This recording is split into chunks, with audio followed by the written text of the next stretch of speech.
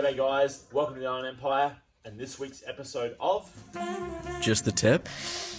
Okay guys, so for this week's tip we are talking engine stands.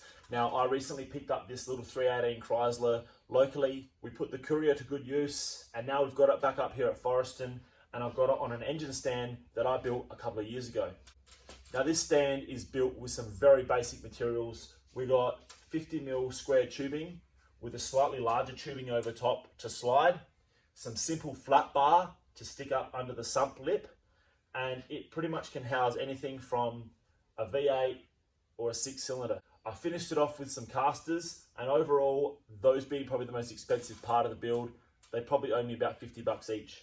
I built two of these things and I built them to be quite universal, but they aren't the best. They could be probably lower, which would be better for storage, as in there's a bit of ground clearance wastage.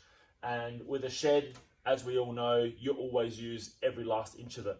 So I thought I'd throw it out to you guys to maybe give me some tips this time on what you guys have done for storing or moving around engines.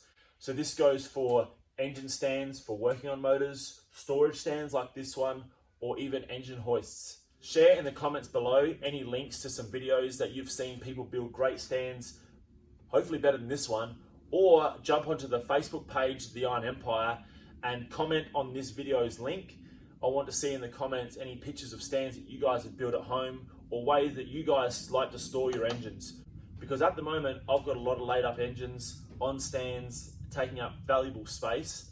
And if there's any way that I can save some of that space, I'd love to hear about it.